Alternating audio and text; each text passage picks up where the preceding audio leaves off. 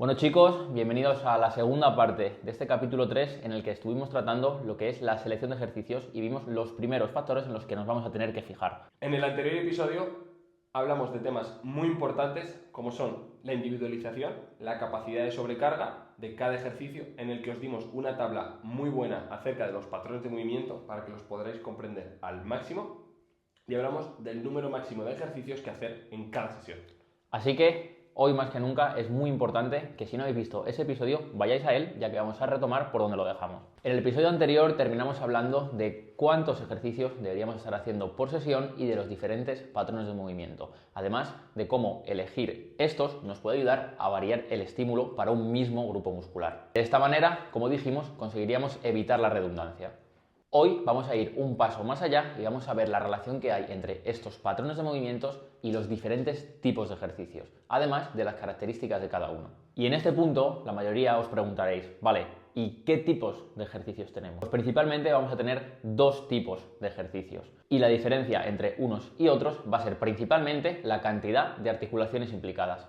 ¿A qué me refiero con esto? Pues muy simple, tenemos los ejercicios multiarticulares y los monoarticulares. Los multiarticulares son los que implican dos o más articulaciones y los monoarticulares son los que involucran únicamente una articulación. A pesar de esto, prácticamente todos los músculos se pueden trabajar tanto con ejercicios multiarticulares como monoarticulares. Un ejemplo para que lo veáis claro es si quisiésemos trabajar el pectoral. En ese caso, lo que tendríamos que buscar es que se replique el gesto de abducción, es decir, que el segmento se acerque a la línea media del cuerpo. Esto lo podemos conseguir mediante un gesto puro de esa misma abducción, como son unas aperturas.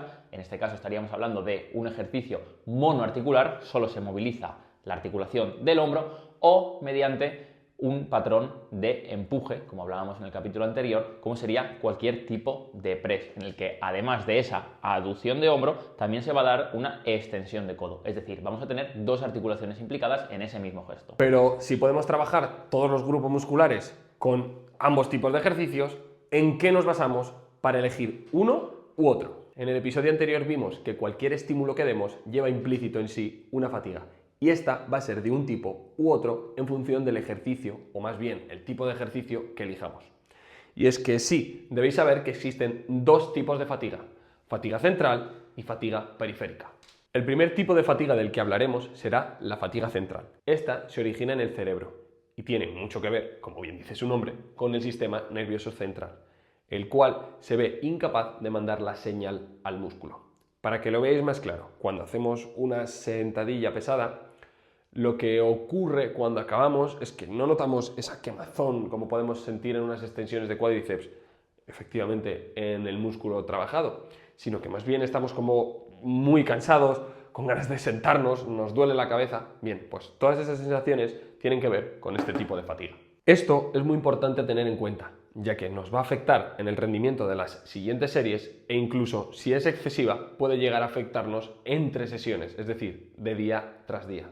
Por otro lado, tendríamos la fatiga periférica.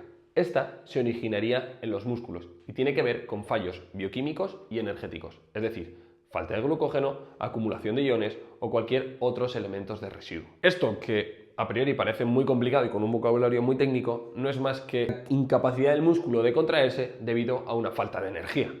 Y bien, una vez conocéis los tipos de fatiga que existen, es momento de conocer la relación entre estos y los tipos de ejercicios mencionados anteriormente. En primer lugar, los ejercicios multiarticulares, como hemos dicho, involucran varias articulaciones. Esto va a tener varias ventajas y desventajas, como pueden ser que vamos a movilizar más carga, aunque el estímulo va a estar más repartido entre los grupos musculares involucrados, y a nivel técnico son más complejos. Esto lo que va a generar es que el fallo no se produzca por capacidad de contracción del músculo, sino porque no estamos siendo eficientes a nivel de sistema nervioso, lo que nos llevaría a una fatiga central. Por otro lado, los ejercicios monoarticulares, al involucrar solo una articulación, nos va a limitar en cuanto a la carga que podemos movilizar. Sin embargo, el trabajo va a ir más focalizado al músculo objetivo y a nivel técnico son bastante menos complejos. Esto nos va a llevar a que sea el músculo el que es incapaz de contraerse y por lo tanto el tipo de fatiga que nos van a generar será periférica. Pero ojo, porque esto no es todo. Y es que hay otro detalle muy importante a tener en cuenta a la hora de determinar la fatiga generada, y es el rango de repeticiones. Si, por ejemplo, trabajamos en rangos altos de repeticiones, es decir, más de 15 repeticiones, incluso llegando a 20 o llegando a superarlas, lo que va a ocurrir es que el factor limitante va a ser la contracción del músculo, generando así una mayor acumulación de metabolitos y, por tanto, llevándonos a una mayor fatiga periférica. Por otro lado, si trabajamos en rangos bajos de repeticiones, más o menos entre 5 a 8 o incluso menos, lo que va a condicionarnos y va a ser el factor determinante no va a ser tanto la capacidad de contracción muscular, sino las demandas que vamos a tener a nivel del sistema nervioso para ser capaces de reclutar la mayor cantidad de unidades motoras. Y por tanto, esto nos va a llevar a generar una mayor fatiga central. En conclusión, lo que podemos decir es que los multiarticulares, como hemos dicho, generarán una mayor fatiga central. Los monoarticulares generarán una mayor fatiga periférica. Por otro lado, las repeticiones altas generarán una fatiga periférica y las repeticiones bajas generarán una mayor fatiga central. ¿Y quiere decir esto entonces que lo lógico es trabajar los ejercicios multiarticulares a un rango de repeticiones bajo y los monoarticulares a un rango de repeticiones alto? Pues, como verás en el próximo capítulo, esto no siempre tiene por qué ser así, ya que si nos quedamos solo con esto, no estaríamos teniendo en cuenta cosas como cómo interfieren los ejercicios entre sí, o qué es la carga externa e interna y cómo influyen, e incluso qué son los perfiles de resistencia, o si realmente son tan importantes como parece. Así que te aconsejo que no te pierdas el siguiente capítulo para terminar de unir todas las piezas del puzzle. Para finalizar, el último factor del que vamos a hablar hoy, y del cual ya os hemos dado algunas pinceladas en el episodio anterior cuando hablábamos de la diferencia entre el press inclinado con mancuernas y el press inclinado en multipower, es la estabilidad. Pero, ¿qué es esto exactamente?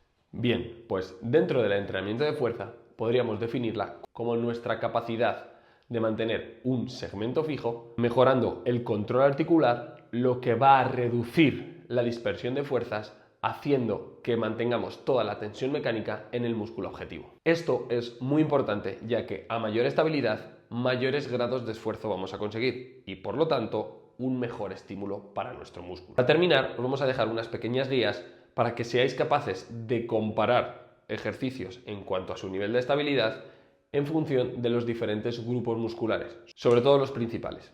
Vamos con la Tier List dentro del deltoides, trabajándolo en su totalidad, es decir, no nos vamos a centrar en las diferentes partes, y dentro de esta lista, en la parte más baja, encontraríamos las flexiones de pino, ya que debido al factor estabilidad sería un ejercicio muy difícil tanto de estandarizar técnicamente como de hacer una sobrecarga progresiva también, pues teniendo en cuenta que el peso mínimo con el que tendríamos que hacerla sería nuestro peso corporal y la dificultad técnica podría ser un factor muy limitante para ciertas personas. Justo encima encontraríamos el press militar, que sería como la versión de este ejercicio pero con peso libre, pero al hacerlo de pie la estabilidad también nos va a condicionar muchísimo, la capacidad de sobrecarga progresiva va a ser mucho menor y por tanto hace que este ejercicio, a pesar de que sea un buen ejercicio, no sea la mejor versión en la que podemos aplicarlo. En mitad de la tabla encontramos las elevaciones laterales. Como os he dicho, vamos a trabajar el deltoides en su totalidad. Este ejercicio aísla de manera concreta la zona lateral del deltoides, tiene un perfil de resistencia bastante agresivo, lo que hace que sea difícil realmente poder exprimir las últimas repeticiones y hacer una sobrecarga progresiva dentro de él, y aunque aísla muy bien el deltoides, debido a estos inconvenientes se queda en la mitad de la tabla. Después, en el segundo lugar, tenemos ese press militar en máquina, que nos quitaría todos los inconvenientes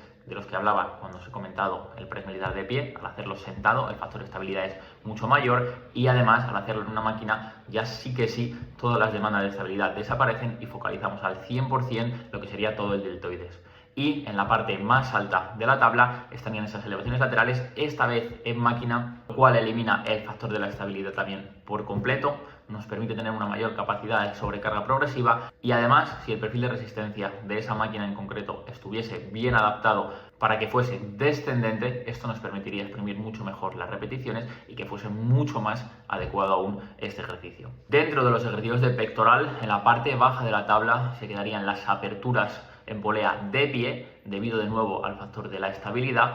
Llega un momento en el que cogeríamos cierto peso y ni siquiera seríamos capaces de mantenernos de pie, por lo tanto la capacidad de sobrecarga progresiva también se va a ver muy limitada. Después tendríamos los fondos, que aunque son un muy buen ejercicio, muy completo, que trabaja tanto pectoral como hombro y como tríceps, puede ser bastante complejo, sobre todo a nivel técnico, para ciertas personas. Estamos bastante limitados también a nivel de movilidad. La capacidad de sobrecarga progresiva no es tan buena como otros ejercicios, ya que de por sí tenemos que partir del punto de que tenemos que movilizar nuestro propio peso corporal. En mitad de la tabla encontraríamos el press plano con mancuernas. Es un ejercicio que tiene una buena capacidad de sobrecarga progresiva. Podemos estar también limitados por el factor de la estabilidad, pero en general se puede progresar bastante bien en él y nos va a dar un buen estímulo en el músculo objetivo. Como segundo ejercicio en la tabla tenemos el press banca libre. La capacidad de sobrecarga progresiva aquí es mayor que la que teníamos en el press con mancuernas. Las demandas en estabilidad no son tan notorias y por tanto hace que sea una mejor opción que hacerlo con mancuernas. Pero si nos tenemos que quedar con uno dentro del top, sobre todo para ganancia de masa muscular, sería hacerlo en máquina, ya que todas esas demandas de estabilidad desaparecen y mantenemos además el plus de la capacidad de la sobrecarga progresiva, y además la mayoría de máquinas convergen, es decir, centran mucho más el gesto de abducción, entonces nos aporta también el beneficio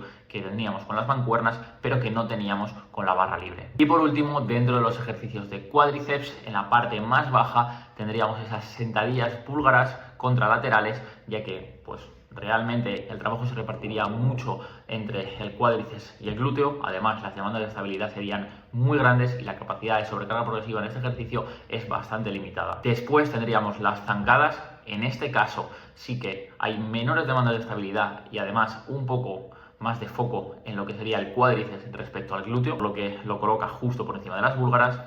Después, en mitad de la tabla, tendríamos las sentadillas libres. En este ejercicio la capacidad de sobrecarga progresiva es mucho mayor, vamos a poder movilizar mucha mayor carga y por tanto conseguir un mayor estímulo. Aunque es cierto que en función de la persona y de su movilidad nos va a costar bastante predominar esa flexión de rodilla por encima de la flexión de cadera y por tanto no poder aprovechar el estímulo de la mejor manera, y es por eso que se queda en mitad de la tabla y justo por encima encontramos esa sentadilla hack que nos da todas las ventajas que estábamos perdiendo en la sentadilla. Es decir, vamos a estar condicionados por la movilidad, vamos a poder eliminar el factor de la estabilidad y vamos a mantener esa capacidad de sobrecarga progresiva alta que teníamos con la sentadilla.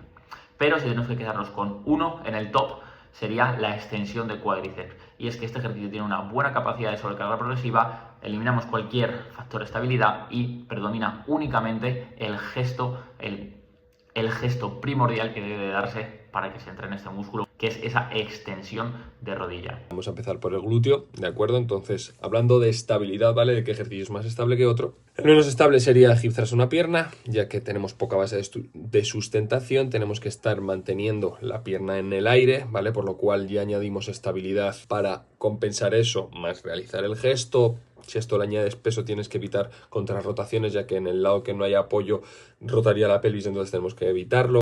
Después iría patada de glúteo en polea, que volvemos a lo mismo, es un ejercicio con un único punto de apoyo en el suelo, como sería el pie, pero aquí ganamos estabilidad, ya que podemos añadir un pequeño punto de restricción al agarrarnos con las manos a la polea. Después pasaríamos a un hip thrust con barra, el cual ya sí tenemos dos puntos de apoyo, pero al ser una barra libre, la estabilidad que nos demanda a nivel interno, a nivel articular, de respiración y tal, es bastante más elevada que, por ejemplo, si lo hiciésemos con máquina. Después, en el top A, ¿vale? Un ejercicio ya bastante bien sería unas patadas de glúteo en máquina, ¿vale? Que como podéis ver, pues nos da un punto de apoyo, tanto a nivel de codos, hay máquinas que nos permiten mayor apoyo, pero al ser una patada de glúteo unilateral, uno de los dos pies va a estar en el aire, por lo tanto la estabilidad va a ser un poquito inferior. Y por último, como top tier, tendríamos pues eso de hip thrust en multipower, máxima estabilidad, no tenemos que estar pendientes más que de realizar el gesto de manera correcta. Aquí también podríamos incluso añadir un hip thrust en máquina, ¿vale? Que como decimos, no tenemos que estar pendiente nada más que de empujar con la barra, mantener bien la pelvis en su sitio y ejecutar correctamente. Después, hablando de los isquios, lógicamente el menos estable sería pues esa bisagra de cadera, ¿vale? Pero con el peso encima de nuestros hombros, lo cual va a generar mucho brazo de momento, tenemos que estar muy compactos, saber respirar mucho y realizar bien esa bisagra de cadera, que ya es algo complicada.